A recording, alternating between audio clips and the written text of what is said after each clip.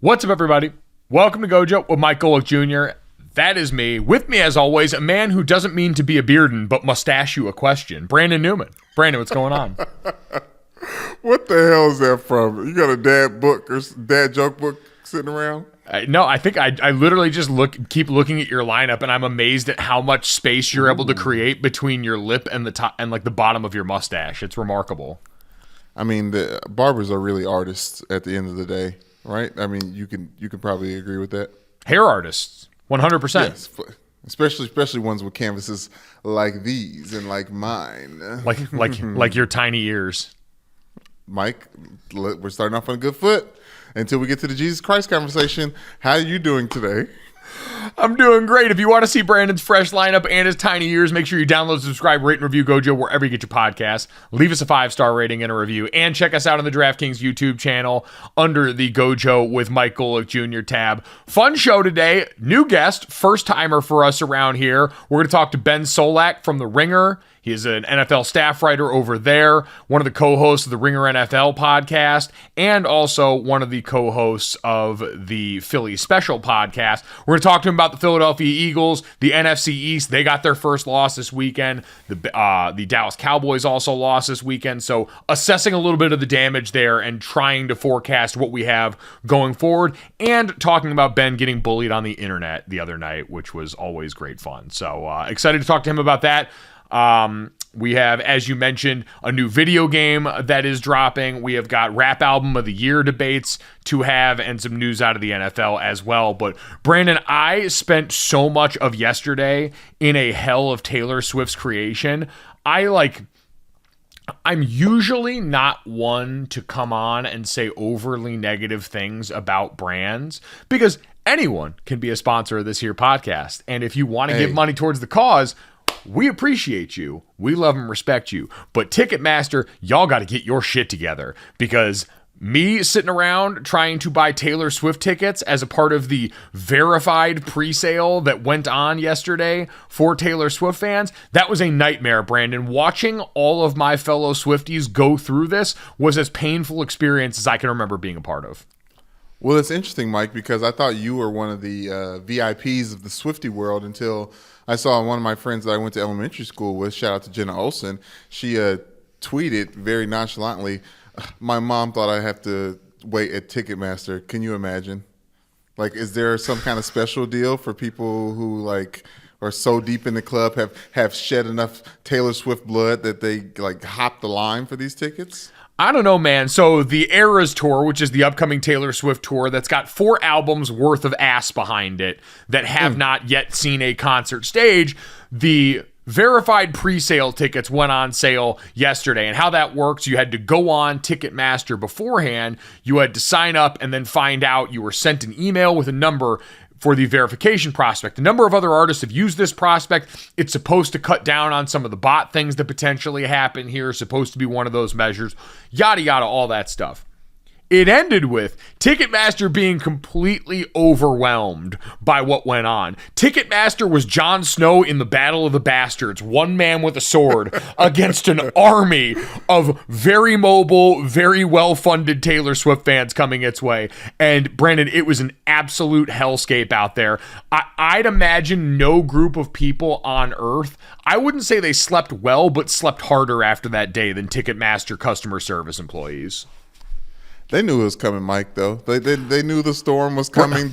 What type of winter it fell upon them in the Swiftie world? Brandon, I don't think they knew the amount of "it's me, hi, I'm the problem, it's me" memes that they would be a part of over the course of that given day. Fast. It was unbelievable considering they in theory knew exactly how many people they gave codes out to and yet somehow had to push back a variety of the start times for pre-sale tickets for various parts of the country. But Brandon, all's well that ends well. Shout out to Sid the Kid, Sidney Golick, going through and getting it done. Your boy's heading to Vegas to go see Queen Taylor in what I believe is just the 3rd show of the tour. So tons of fresh energy. Wow. Okay, fresh energy. Maybe I don't know if I might look for more refined energy, but maybe Taylor's refined the whole time. I don't know. I've never seen her in concert. But yes, I do want to give a shout out to never shitting on potential sponsors or businesses of any type or kind, Mike, because yesterday I got a package. Yeah, you did. You know about this. Yeah, you did. You know about this. Every time I get a random package to my door, I'm like, who is giving out my address? It's the same man who gives out my government at the beginning of all of these podcasts, Mike Golick Jr. Mike, I got a package from Graders yesterday. Oh yeah, the givers of great ice cream, man. That's the Ohana means family. Graders means family. That is that's real life out here. I can't wait to. I haven't opened the box yet. I know it says on the box as soon as you open these things, put them directly in the freezer. So I'm just, I'm still nervous. Maybe it's going to turn into a. It's dry. It's dry ice. Don't let it melt in there. What are you doing? You know what it is. Put it in the freezer. I don't know. It's like Christmas. We have our Christmas tree up, Mike. I know you've seen the picture of that. I just feel like maybe I want to push that Graders box under the Christmas tree and just open it a little bit later. I cannot stress enough what a bad idea that is. Please don't do that. It's actual ice cream, and eventually it will melt. Okay, I'll take your word for it. Because no free ads. The best part about Graders ice creams is you can immediately pierce it with a spoon. There is not a lot of delay once you take that out of the freezer. But again, thank you to them. All hail Lord Taylor Swift, as I will be heading to that concert. Very jazzed. And shout out to anyone out there fighting the good fight on that front. Rest up. You can make it through this. We got general sales still coming out for these things. I'm trying to be on my full Stu Gatz and go like he was a Deadhead running around with the Grateful Dead doing the Dead and Company tour. I am trying to be that for Taylor Swift in 2023.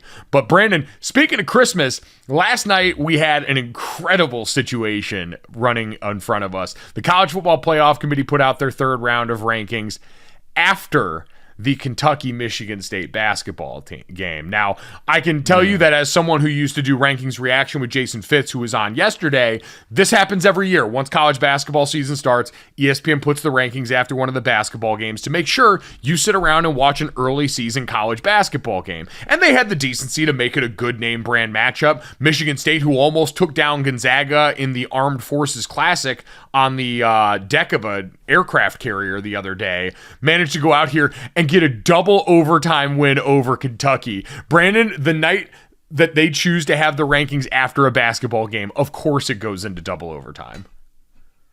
Yeah, and it was obviously also prime time to watch Kentucky implode. Like it just felt like it was all the things pointing to the season that is to come when college football and college basketball mend and mix. I guess we only have 2 more Sundays of 10 hours worth of college basketball or college football on the weekend. We're in the last 2 weeks of the regular season coming up. We'll have conference championships the first week of December, and then we're into bowl season. The Cheez-Its folks now sponsor 2 bowl games. It's electric. You have the Cheez-It Bowl and the Citrus Cheez-It Bowl as well. What? Yeah, when did this happen? Yesterday. It's a wild time right now, man. It's just shit everywhere all at once. So we had college basketball leading into the CFP rankings, cats and dogs living together. Brandon, the third round of the college football playoff rankings, I don't think was all that surprising. You can get into the minutia a little bit, but let's give everyone what you need to know heading into your day with this, because the last few are pretty simple now. All of this is going to play out in the field, and it started this past weekend. You still have the same top 4.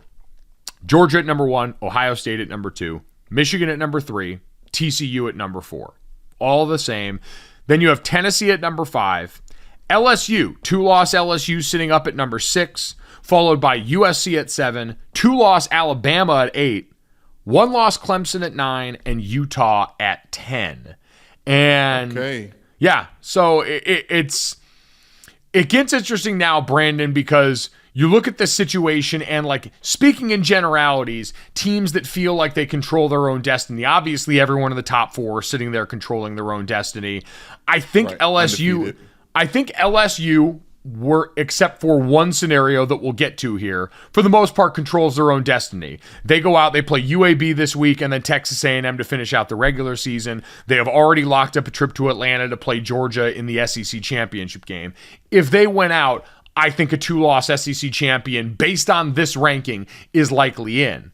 USC at number 7 has to play UCLA this weekend, who, for the sake of that, UCLA, after their loss to Arizona, dropped down to 16 this week, which is important. They then follow that up with a game against Notre Dame, who moved up to 18 after their win against Navy. Notre Dame plays Boston College this week in a senior day game that's supposed to be very winnable. So in theory, you could have Notre Dame moving up even another spot before their matchup with USC in the last game of the season.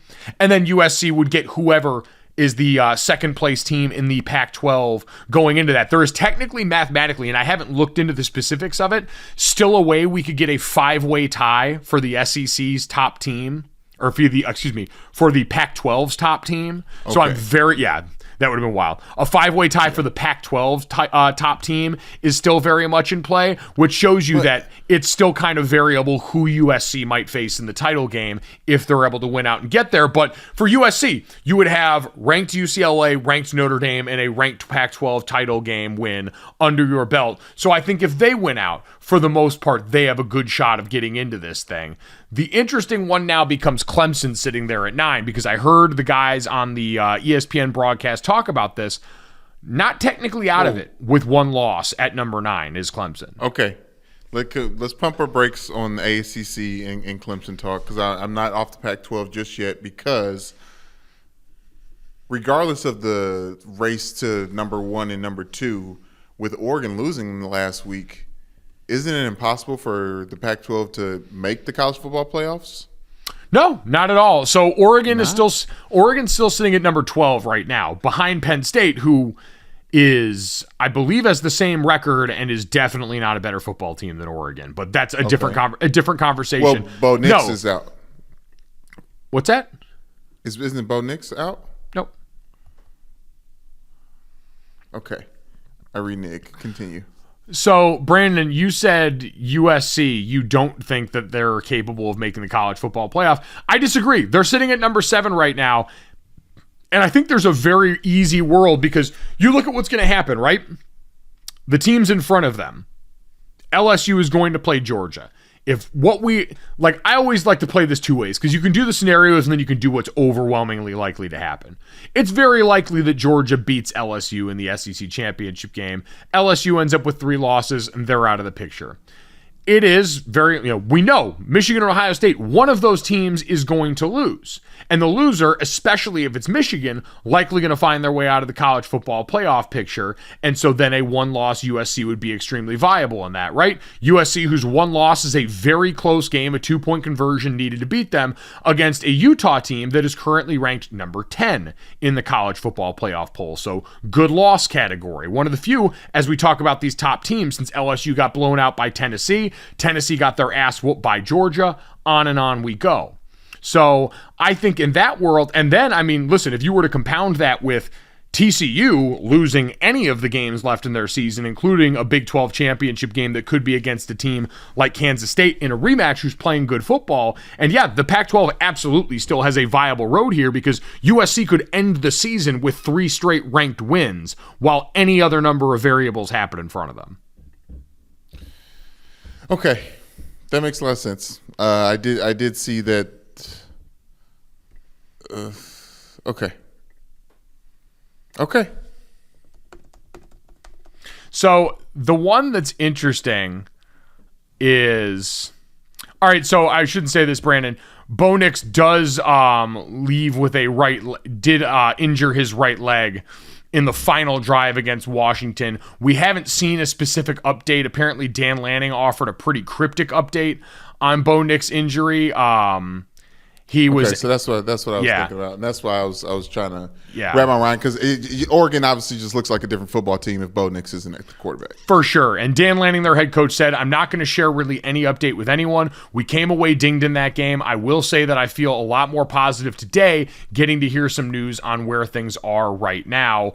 Bo Nix was injured, as well as starting center Alex Forsyth and starting right guard Ryan Walk. And so we don't really know what the scenario is going to be there. And so, that's technically something to factor in all of this. Brandon, I saw one scenario that got thrown out into the ether last night that I think is the one real interesting chaos scenario that comes up in the college football playoff, and that would be, and I want to make sure I attribute this. I'm not going to steal somebody's content and not take this. Charlie Fry, who works, oddly enough, at Twitter, New York City. Which, man, thoughts and prayers, my brother. Oh, man.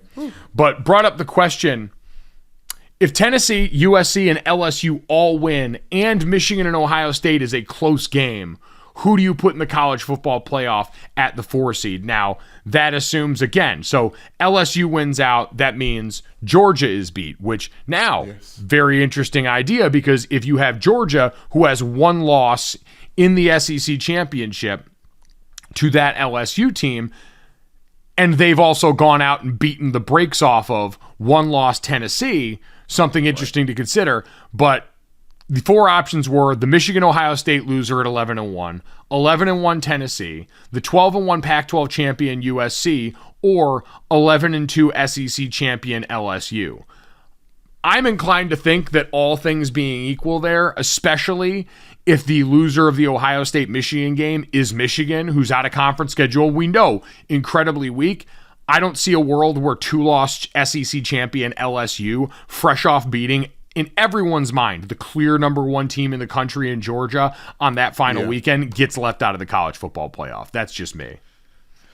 I hear you, Mike, but isn't Michigan? Not isn't Michigan. Michigan is still really good. Like I as the same with USC when it comes to putting up points. The way Michigan stops people from getting points is how USC scores points, and for those 2 reasons, I feel like they still would have I still would like to see them in the playoffs. Obviously, not above an unbeaten team like TCU, but Michigan one lost to Ohio State still feels like they deserve to be in the dance. Yeah, you know what, Brandon? Like, again, you could sell me on that because I'm with you. I think this Michigan team is very legit. I think they've got a very real chance to beat Ohio State, which then becomes an interesting conversation because Ohio State would have wins over a Penn State team that is ranked number 11, wins over Notre Dame team that could be ranked, you know, if Notre Dame were to beat BC and lose to USC at the end of the season, depending on the nature of that loss, if we're playing out this scenario, Notre Dame would likely still be a ranked team, albeit very low, I'd imagine, in the 20s. So take that for what you will as far as the ranked win that would help out Ohio State in this conversation. I just think Michigan's out-of-conference schedule has always been kind of looked at side-eyed, and I think that would eventually bite them in the ass there. More side-eyed than TCU's been looked at this entire time? Yeah, I think that TCU win against Texas in the manner that they did it, physically dominating Texas for the vast majority of that game, outside of one fumbled snap mistake. Texas unable to put points up on the board outside of 3 points on offense. So I think they earned a lot of respect in that one, and they found a way to win, which is something that people always love to talk about in sports. So at Gojo Show on Twitter, if you want to let us know. Again, that chaos scenario presented. USC, LSU, and Tennessee all win out. Ohio State, Michigan is an absolute classic, and one of those teams has to lose. Who makes the college football playoff? I would be inclined to believe that 2-loss LSU, where they're ranked right now, the fact that the game would be playing Georgia, the number 1 team in the country right now, by any metric, I think that they would find their way into that dance, even over a Tennessee team that beat their ass at home. Like, conference championships, and again, this is a committee thing, right? Conference championships are supposed to be a metric that does matter. That is something the committee is supposed to value. It's one of the points that gets talked about, and so I think especially against a quality team like that, very important to consider that 13th data point, and you guys have heard me say it, the committee is only together in the same room on, like, while games are being played one time all season. They deliberate in the same room, but they're only together watching games one time, and that's conference championship weekend. They watch those games, they stick around, and then they put out the final rankings on Sunday. So I think that human effect does have some sort of value in this entire situation. Speaking of value, what a fun sleepover. And like, how long until Make-A-Wish Foundation, so a kid's in that room too, bro? And I tell you what, catered like a motherfucker in there. Ooh, I don't even want to speculate.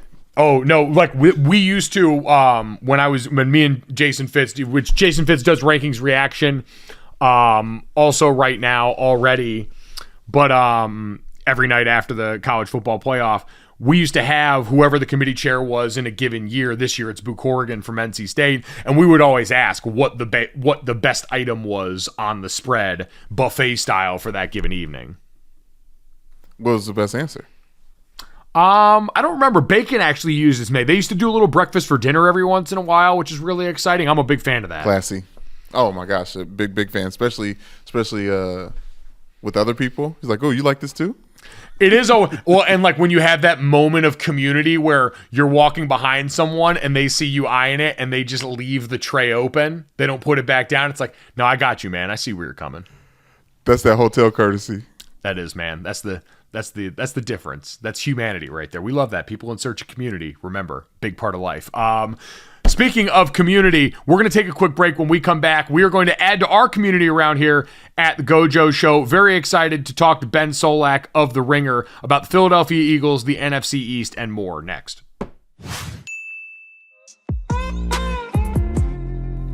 All right, very excited to continue to use this podcast as a platform where I get to talk to my friends from the internet that I've spent small bits of time with at big events, but not on a platform professionally like this. Ben Solak, who's an NFL staff writer over at The Ringer, one of the co-hosts on the Ringer NFL show, and for the very intense purposes of this conversation, also the co-host of Philly Special with Shil Kapadia, breaking down all things Eagles.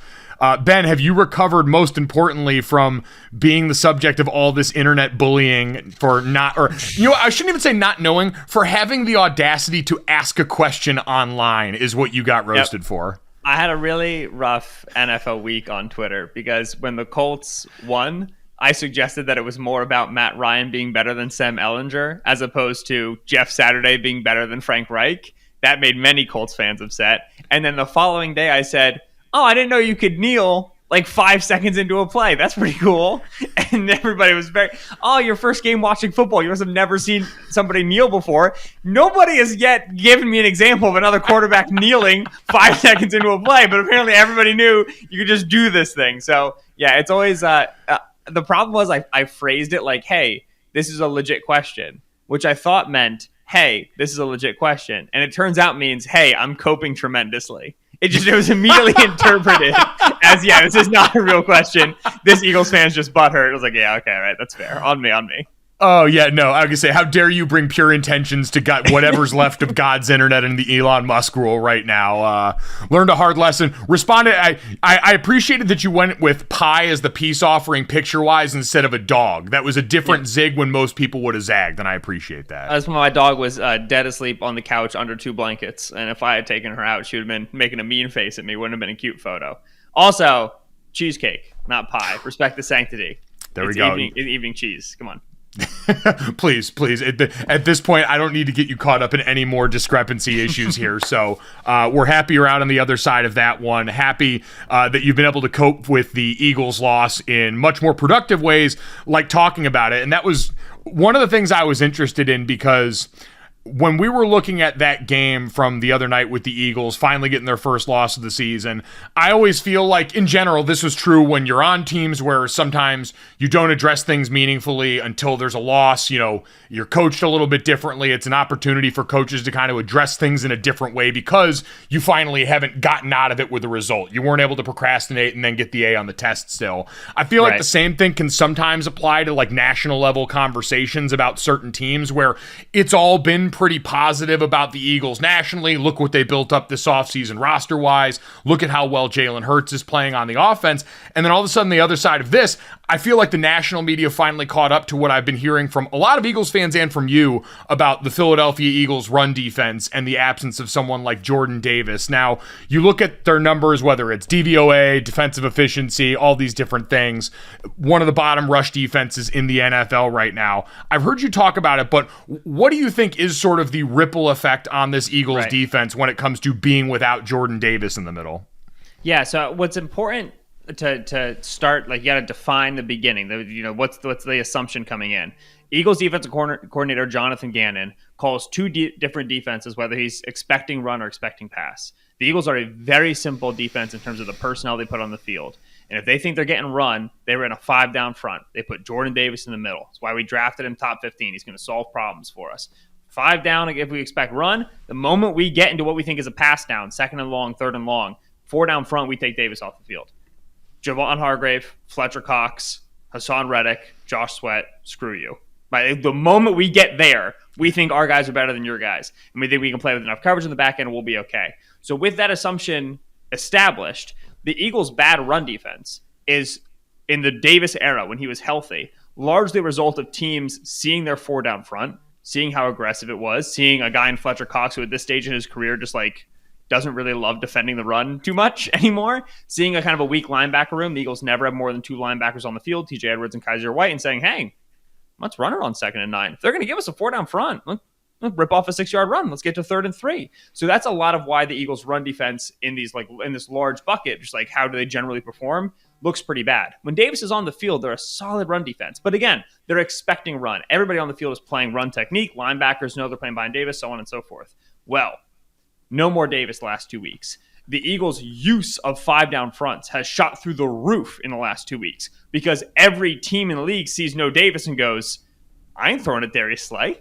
I ain't throwing near Chauncey Gardner-Johnson, 6 interceptions on the season.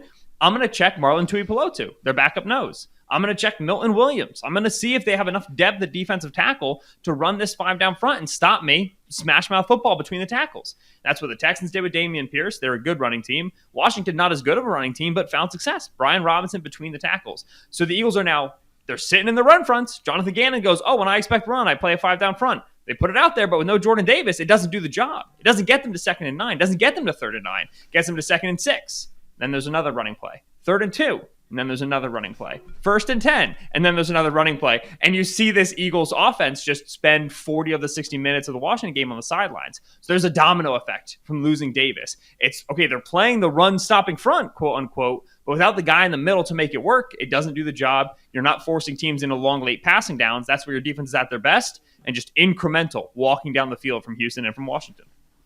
So Jordan Davis is expected to be back here soon. This was, 2 weeks ago now, the Pittsburgh game that he went on IR with that ankle injury. The thought is you're getting him back, but in general with the Eagles defense, how big a concern is this in this year's NFC? We've talked about them as really one of the only teams you can count on, the Minnesota Vikings alongside them, in a conference that had their best teams from last year really disappoint. Rams, Bucks, and Packers at what we thought was going to be the top of this conference. With how run threat heavy it's been, how big of a concern is this for the Eagles' long-term hopes, like Super Bowl, playoffs, the things that we expect for them?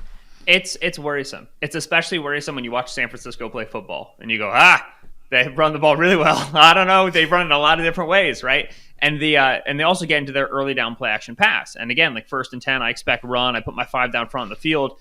I can only run so many coverages behind that. And then if you get me in a 1st and 10 play action pass, it's pretty limited what I can run coverage wise, and you can pick on some tendencies. And that's the bigger concern. It's not like, all right, does Davis play? Does Davis not play? What does it mean? The Eagles defense is siloed. When you look at what personnel they have in the huddle, you generally know, okay, 90's there. They're going to be in this front. They're going to run those coverages behind it. 90's not there. That's Jordan Davis. He's out of the huddle. They're going to run a 4 down front. They're going to run these coverages behind it. You can generally, and they don't really blitz, and they don't really run games or stunts. Gannon is a very simple line up and play. My guys are better than your guys. We're going to hustle to the ball. We're going to tackle well, so on and so forth coordinator. So he tips his hand very clearly pre-snap. So you start talking about the good offensive minds in the NFC. Kyle Shanahan, Kevin O'Connell in Minnesota, even Kellen Moore with the Cowboys, who's not a perfect coordinator, but is a smart cookie. He knows what he's looking at. You're going to start running into offenses who say, like Dallas did this in the first game against the Eagles with Cooper Rush. We kind of know what you're giving us on any given down. So we're going to start calling beaters and seeing if we can just get your good players in bad situations and walk down the field with it. So it's the simplicity of this defense, the way that it just kind of shows you what it's going to do, that's worrisome once you start playing some really good offensive designers. And it seems like sort of the defensive version of the problem we talked about early in the season with an offense like the Cincinnati Bengals, where it was the same thing. Under center versus shotgun, we all feel like we kind of have a feel for what plays are coming there, and it relies on players having to step up and be extraordinary all of the time, which when you have CJ Gardner-Johnson having that kind of season and Darius Slay on the back end doing what they've normally done, seems like it can get you out of jail free for so long. But like even seeing in this game, hey, you matched your season total of turnovers in one game. It's impressive on a number of fronts because, one, you've had insane turnover luck to start the season that clearly was due to regress at some point. But two, you've also managed to give it up that many times the way that they did. So I guess long term, are the Eagles' personnel on defense? They added Robert Quinn at the deadline, all that stuff. Is the personnel good enough to overcome this?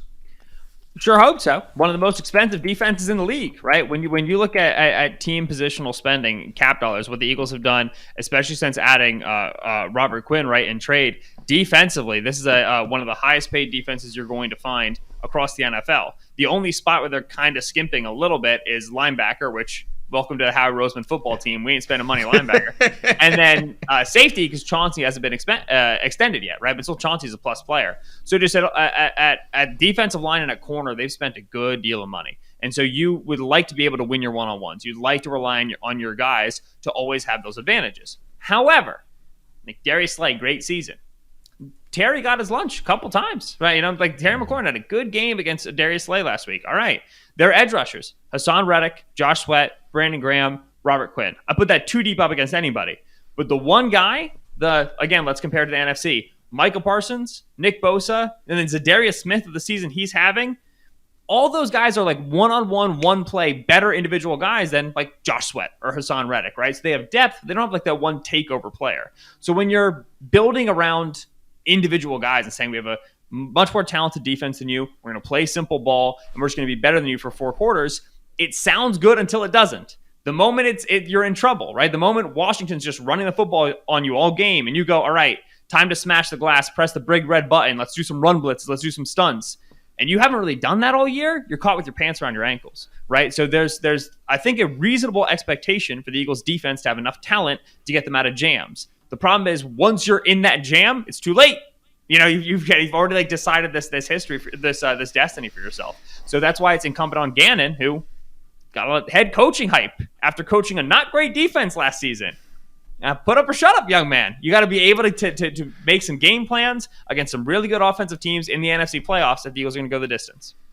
Has part of this also been just Jalen Hurts and the offense and what they've been able to do, obviously the turnovers we talked about, a huge part of that, but the production on the offense, because I look at the Eagles compared to the Cowboys, who have a similar criticism that the Cowboys can't stop anybody when it comes to rush defense. We saw that really come to a head against a Packers team that finally decided to lean into their strengths this past weekend and take away Micah Parsons, those great guys that want to pin their ears back and rush by just going directly at them. Tons of Micah Parsons playing off-ball linebacker this week. For the Eagles and the Cowboys, is the difference just the offense, in that on one side you've got an Eagles unit that's been much more productive than a Cowboys team that's certainly relied on the two-headed monster, got Dak back, but has not been markedly more productive than Cooper Rush at this point. That's not to say that was the wrong decision or any dumb shit like that, but is the offense the biggest difference there?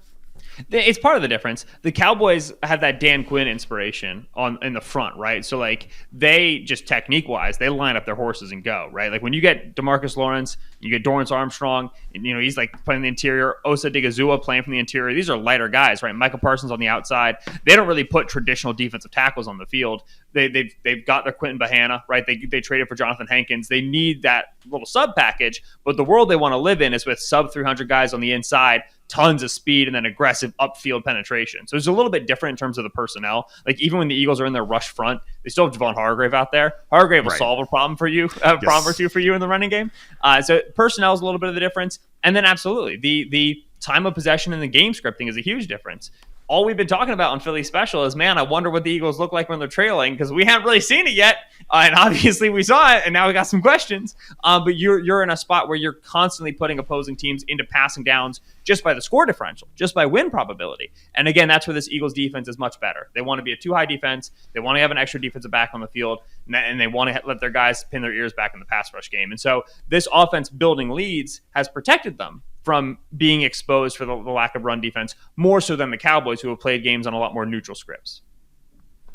with the offense for the Eagles too, I feel like so much of the middle portion of the season now, you get a lot of the, MVP conversation talk. You've had so much focus on Tua Tagovailoa this year and the improvement that we've seen in that offense. And I've seen a lot of people throw Jalen Hurts' name sort of into the mix, but with an acknowledgement that he gets so much help around him. And we kind of do this with all quarterbacks, where once you get weapons around you, for some, it's sort of hard to parse what goes back to the quarterback and what doesn't. Have you seen a market area of improvement for Jalen Hurts, something that for sure sticks out to you as he is much better at this year than he was last year, the year before? Yeah, decisiveness throwing the football. Pocket management is also another way to put it.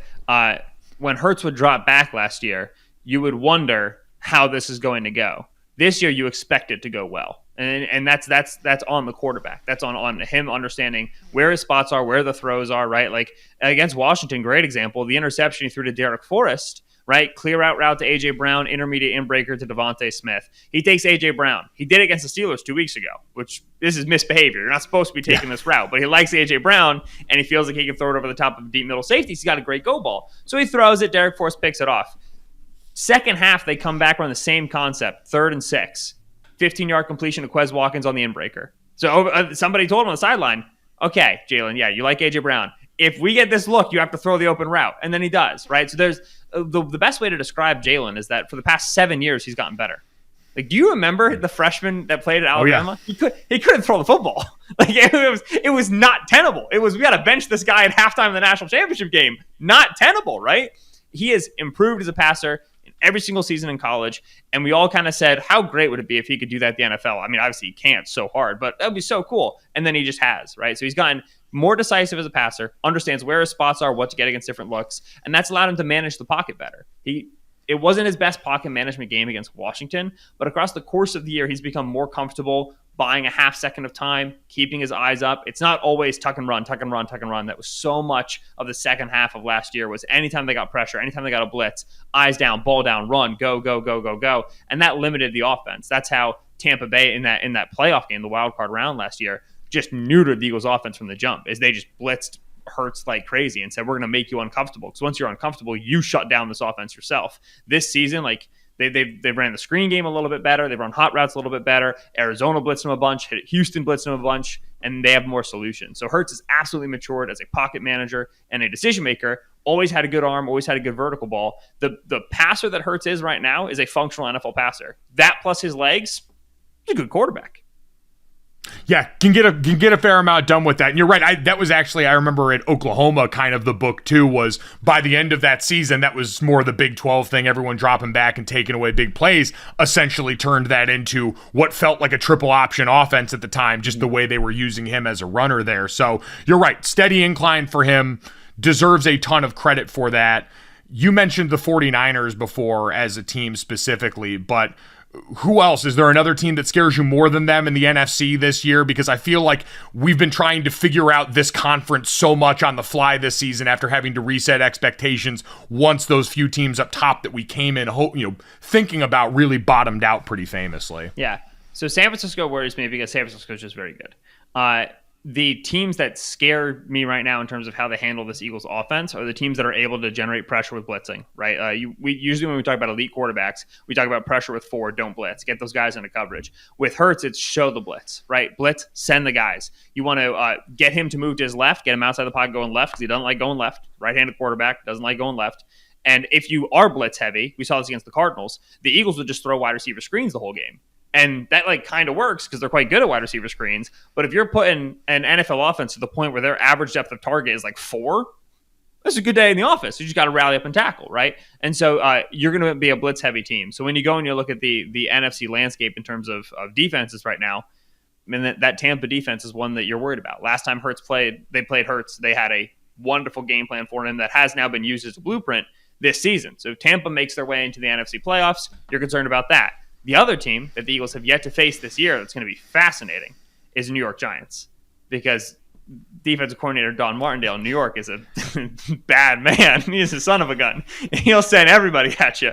And they have tons of defensive backs on the field. They rotate their guys. They're really physical. They're great tacklers. So they're the model of defense is going to say, hey, we're going to send dudes at Hurts. We're going to force you to throw behind line of scrimmage, force quick, try to use the running game, and then we're going to try to tackle you one-on-one. And if we can, I mean, we don't think you can beat us. There's that like kind of hint of disrespect there to like what Hurts really is as a passer and as a pre-snap processor. And so the Giants game is the one that to me I've circled weeks ago, being like, I really, really, really wonder what this ends up looking like. And now with the loss against Washington, there's a little bit more on that on those games coming up. You got to be good with your divisional record, and the Cowboys are only a game back. Giants are only a game back, man. I mean, it's tight in the NFC.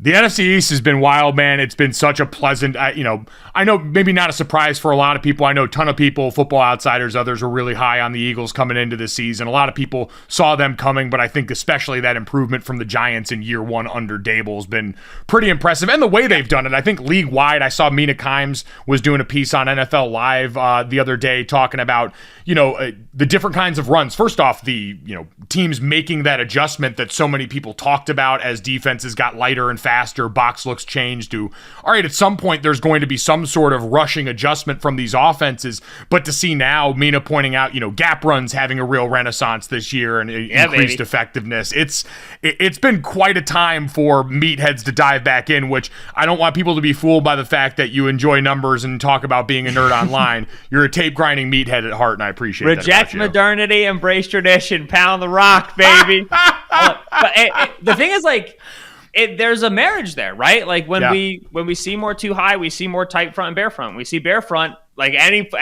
football guy knows. You get bare front, what are you running? Angles, run power, baby. Run gap run, and it's awesome to see. It really, it's a fun style of football, and it's so different than what we had just 5 years ago, right? Where everybody was like, "How much outside zone can I run?" There's not enough outside zone. We've changed. The defense is caught up. Offense is catching up. Here we go. Adam Leviton of Established the Run had a graphic today. Like, of the 32 teams in the league, like 11 are a plus pass rate right now. And like everybody else is just like a little bit below average, heavy on the run scale. We're back to like, if you can run the football, you can control the game. And that means, yes, sometimes you win games like the Titans do and the Falcons do, and it's ugly and it's not pretty, but it's fun to watch, man. It really is.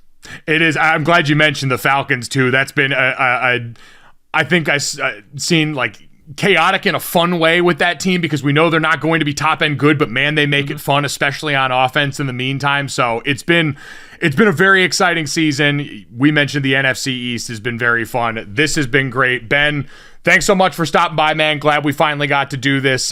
We appreciate it. Hopefully get to have you back here soon. Absolutely. You take care, Mike. All right, Brandon, time to bring this thing home. Do you know what time it is? Mind Kryptonite.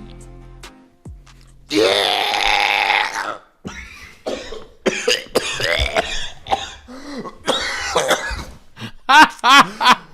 Whoa, whoa, whoa. Oh my God. Man, 3 Doors Down will kick your ass like that if you're not careful. Also, like, trying to do the like late 90s, early 2000s alt rock voice is hard. Mike, I wasn't ready. I thought it was maybe like not rock enough. So I started trying to hit those notes. And what a song. I mean, that thing might as well kicked off Now. That's what I like to call music. I think it was on Now 5. God, man, what a time. Just waking up in the middle of the night with the TV still on with a Now That's What I Call Music commercial blaring in the background. Oh, my gosh. So great. So great. Anyways, I had no idea trying to sing early 2000s rock was the same as taking a way too big of a bong hit.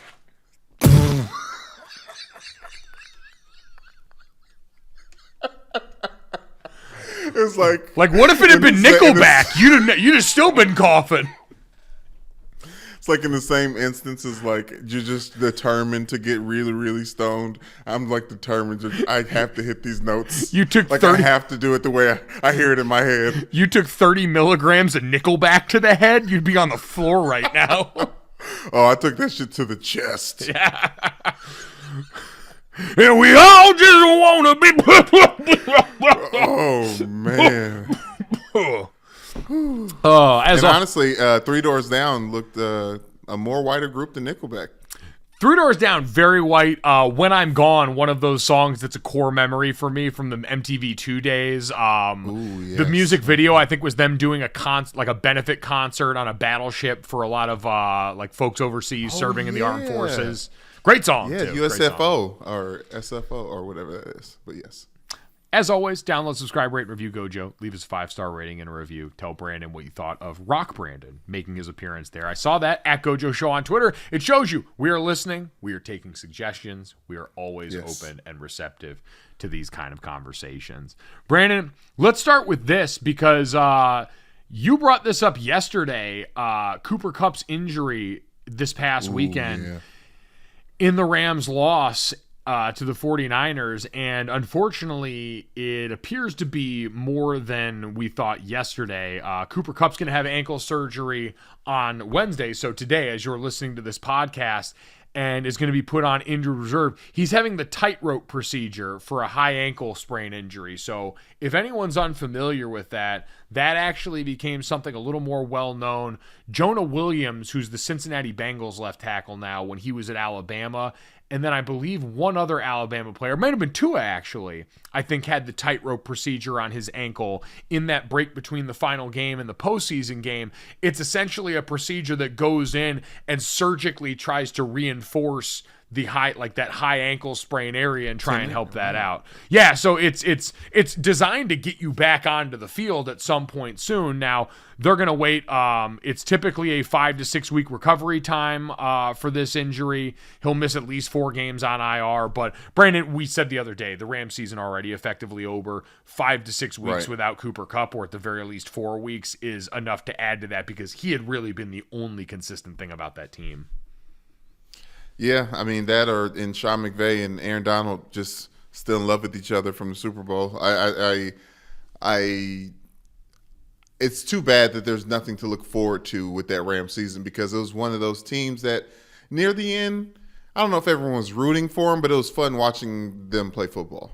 I wonder if Sean McVay and Aaron Donald regret not riding off into the sunset. Both of those guys flirted with retirement at the end of last season. That, I mean, they probably could have used a gap year. Yeah, exactly. Taken the Sean Payton approach and just gone and done TV and hung out for a year and come back. Yeah, or the Urban Meyer. I mean, I guess they would have done it in a little bit less shame. Yeah. You know, like a little less lies. They would have been honorably discharged as opposed to the alternative. But either way, that sucks. Hopefully, wish Cooper Kupp a speedy recovery. Incredible, like Amish, but then I got money, beard and hairstyle, and one of the best wide receivers in the NFL. Hands down. Brandon, let's get to that. You brought this up earlier. We got the Grammy nominations for Rap Album of the Year that have come out, and you were concerned. So anyone that's unfamiliar with Brandon, if this is your first podcast, Brandon proudly reps most on all things Louisville, Kentucky, especially in the music genre, and one of those happens to be none other than the man, the myth, the legend, Jack Harlow. And Brandon, you said you were conflicted about Jack Harlow's Album of the Year nomination for this category, and I just want to know why. Because he does not deserve it. Like, listen, I'm all for anyone from Louisville being nominated for a Grammy because you can't take that shit away. But the Grammys have constantly gotten the rap genre incorrect in a very To America style way. Mike, for anything of DJ Khaled's creation to be nominated for Rap Album of the Year, to bring up now, that's what I call music. Like, it's a slap in the face to the genre that is now the most popular genre in American music, which is hip hop, Mike. So the other nominees, I'll let me run through them because it's not fair to criticize without seeing the field, right? But DJ Khaled, God Did, is nominated as well. Jack Harlow's sophomore album, if you want to call that, Come Home, The Kids Miss You, is nominated. Kendrick Lamar's Big Morale, the Big Steppers. Mr. Morale and the Big Steppers. Excuse me. Thank you for that. That is seen as the front runner because it's the only real rap album that had both critical acclaim and had some substance in the music department and some creativity. It's Almost Dry. I know you've been playing that a lot. Pusha T's I was just album. going to say, let's ease up on the Pusha T erasure here, all right? It's Almost Dry kicked ass. Well, yes, it was a great album and it should be up there. It's like one of those examples of like, if it's good and great, then it should be nominated for a Grammy. Like, that's there for Pusha T. But also the Grammy, for them to recognize Pusha T and not a lot of other people is kind of silly, because Pusha T just doesn't have the name recognition or selling power that some of these other records definitely had. And then obviously you have Future nominated for his album. What is it? Let Me In. I Never Liked You. I Never Liked You, which is what a thing. But Mike, there's just a lot of different. Obviously, there's a lot of great other albums. Lil Durk was tearing up hip hop all year long, and just to see that no one. Let me bring it back to Jack Harlow. That album was not his best album. He got nominated for Best Rap Performance also for Churchill Downs, because Drake gives him what Rolling Stones is calling a top 10 Drake feature of his career on Churchill Downs. So Drake has actively boycotted the Grammys. The Top Boy doesn't mess with our music awards, and he's boycotting it. And it feels like the Grammys are just being thirsty to trying to get Drake there, because Drake is featured in multiple songs on Future's album as well. Same thing for DJ Khaled. It seems like they're only nominating him because literally anyone, because Jay-Z, DJ Khaled's albums are all features. Yeah, I mean, but it was a Jay-Z verse on God Did. That's also it's not just it's the title track for the album as well. God Did, it was a bunch of people on that track, but Jay-Z had this amazing verse that no one listened to more than once, probably other than first listening to the album, Mike. So it's a little sad, because you thought that they were making strides in like recognizing certain things, but the fact that Jack Harlow's First Class and a Fergie flip make the Grammys is like, oh, you guys should look at yourselves in the mirror a little bit. But let me shout out to Glorilla, 23-year-old Glorilla. She got nominated for Best Rap Performance for FNF. Oh yeah, yes, and that took over TikTok. That took over social media. Which like is big nowadays, and I've heard a lot of people talk about this. Nathan Hubbard, who is part of the Every Single Album Taylor Swift podcast with Nora Princiotti at The Ringer, has talked about that there are artists who will actually structure their songs with an understanding. Olivia Rodrigo, I think also, with the understanding of, oh, this can be clipped for a soundbite on TikTok, and understanding that's a big part of marketing now in modern music. Definitely, and that's one of the reasons why Pushin P from Gunna was nominated, but obviously with he and the rest of the YSL gang are still in prison for allegations, so they're probably not going to see the Grammy stage for a very, very long time. But it's interesting to see how social media affects the game, but I think that's probably one of the reasons why Jack Harlow is up there, right? Like he's great, he's amazing, but like it's kind of unfortunately the same type of thing that happened with Eminem, where obviously he's a very talented rapper and he's one of the best, but he's cutting through in a place where a lot of other people are doing it, and it seems that they're letting him through because of he's palatable. Well, I'll say it that way. I would say like it to some extent is a popularity contest, right? Like of the albums that we talked about here, when you look at singles on them, only him and Future had a song that reached number 1 on the Billboard Hot 100. Kendrick, DJ Khaled, God Did reached 17. Neck and Wrist from Almost Dry was only at 76, which that also got a really good Jay-Z verse on that song. And then N95 from Kendrick Lamar's Mr. Morale and the Big Steppers hit number 3 on the Billboard Top 100. That wasn't a song that had like readily playable radio songs. Like even now, that album was great. It was a sonic masterpiece. I have not gone back and listened to it once since the first week that it came out, because it's not a re-listenable album. It's very dense. It's heavy. It's an album about a guy who went to therapy. Yeah, man, and a guy like Kendrick Lamar who went to therapy, who had enough scars before that. But one thing that's consistent when they nominate Kendrick Lamar for Best Rap Album of the Year, he usually wins it. So I think that trend's probably going to stay the same, because I think he lost to Macklemore in 2014 for a Rap Album of the Year, and I think the Grammy still has egg on their face. Like I said, they constantly don't get this category right. No, well, and I mean, God, you have Album of the Year, which usually has a lot of like ignoring the rap album of the year involved in that. Right. Again, a lot of these major award shows have had a real big time reckoning in modern times as we've looked and gone, man, you really try to whitewash a lot of these things in a way that cannot be ignored anymore and shouldn't have been ignored for as long as it was. 100%. And before we get off this topic, shouts out to the only hip hop artist and group that won Rap Album of the Year or won Album of the Year and the Grammys. Outkast, Speaker Box, The Love Below, classic album, double album, obviously. But it took that to get to win and also even get nominated in the hip hop genre. And it was, I mean, that whole other album was just the R&B album from 3 Stacks. Shout out to my favorite thing on the internet, which is people telling stories about the times they randomly met Andre 3000 and the very deeply human interactions with him. He sounds like a wonderful man. Oh, God, 3 Stacks. Keep your heart, 3 Stacks. Keep your heart. Someone asked the question on Twitter if you had to pick, I think it was Emmanuel Acho, if you had to pick one rap song to bring to someone who had never heard a hip hop song before to try and get them interested in it or to trying to hook them in, I thought mine would be International Players Anthem by UGK featuring Andre 3000. That's pretty good, Mike. That's a good feature. I was just listening to Give Me the Green Light from John Legend. I mean, any 3 Stacks verse is a good introduction to the art of hip hop. Good way to go. Brandon, let's get to the third.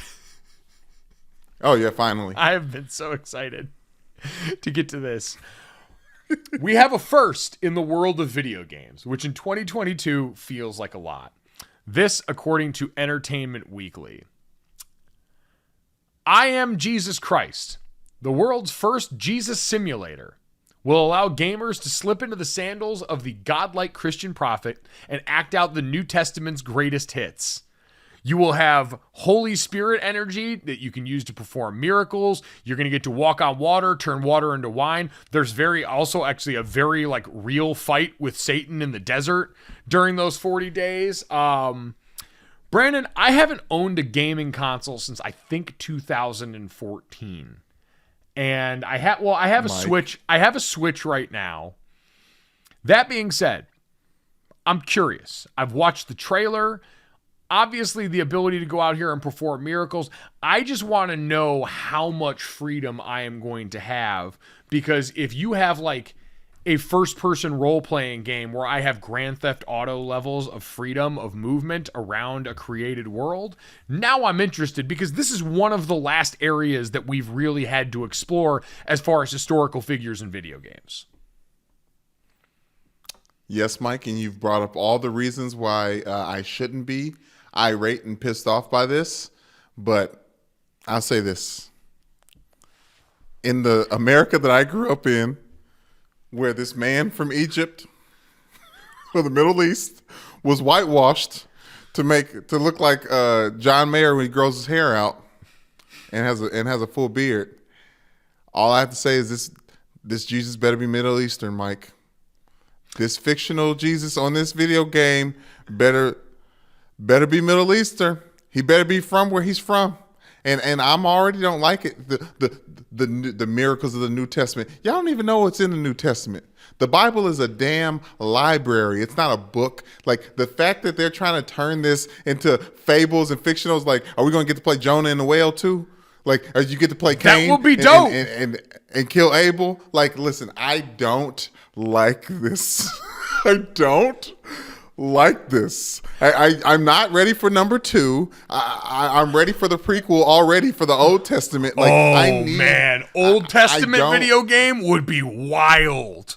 Moses out here with the folks getting litty below the mountain with the false idols.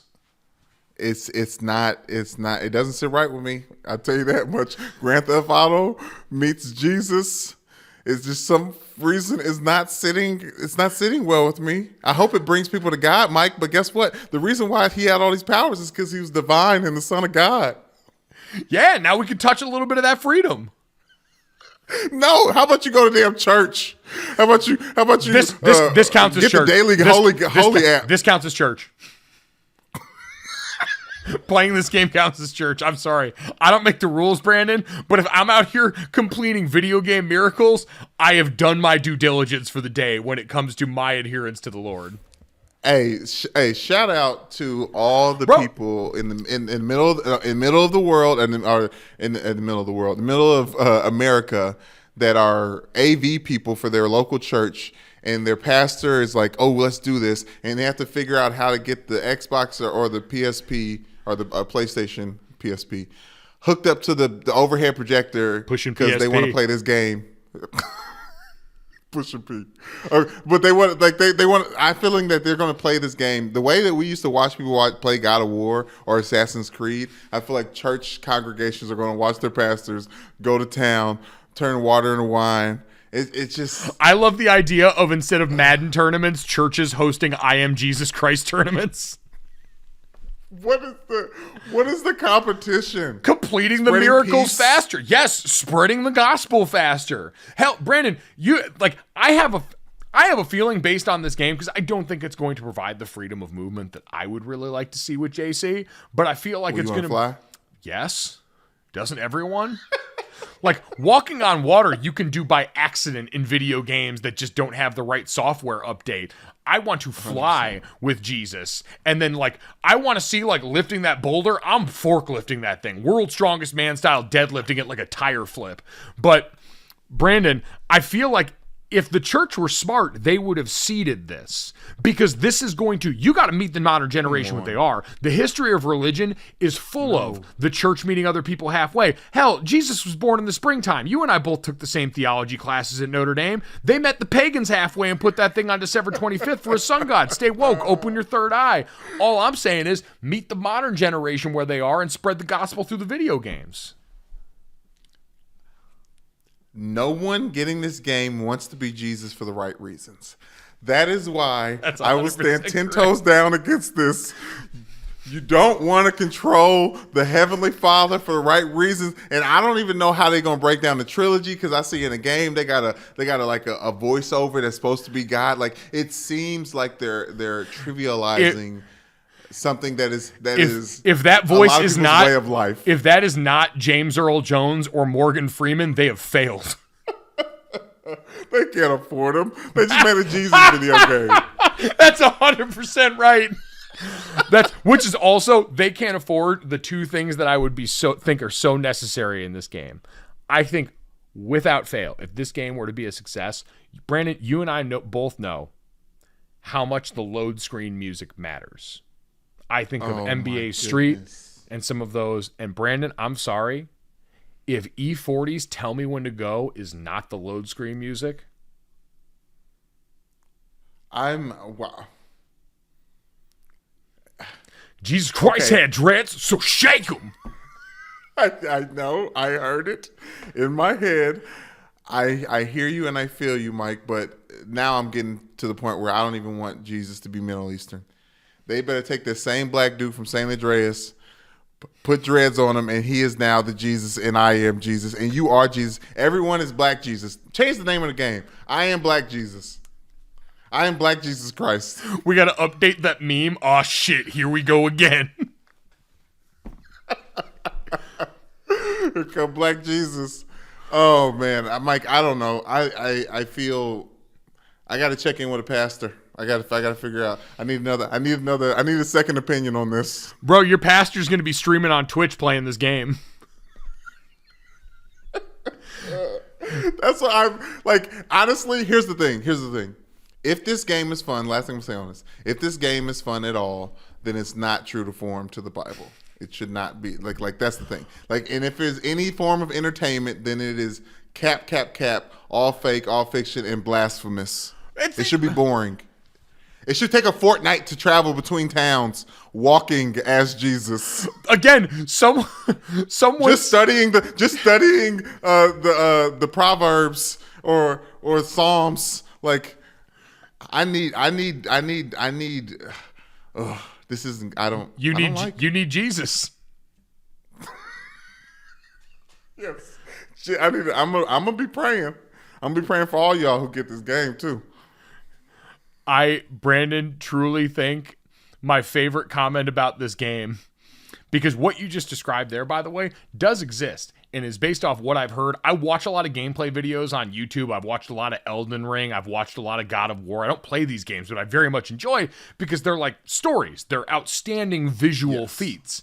And the one that sounds most like what you want, which is long swaths of time where you are forced to actually reckon with real life time, is Red Dead Redemption. And Joel Sawyer on Twitter tweeted Red Dead Redemption of Mankind. Ooh. It works. I don't like the playing of the terms for the Jesus words. I'm a trap god, so I walk on water. I'm a trap god, so I walk on water. Another song that needs to be in the game. We hope that you have enjoyed walking on water all the way through this podcast with us here. If you have, make sure you download, subscribe, rate, and review Gojo wherever you get your podcast. Leave us a 5-star rating. Leave us a review. Make sure you check out the DraftKings YouTube channel and look and watch and perceive us on the Gojo with Mike Golick Jr. tab on there. Thanks so much. We'll talk to you guys tomorrow.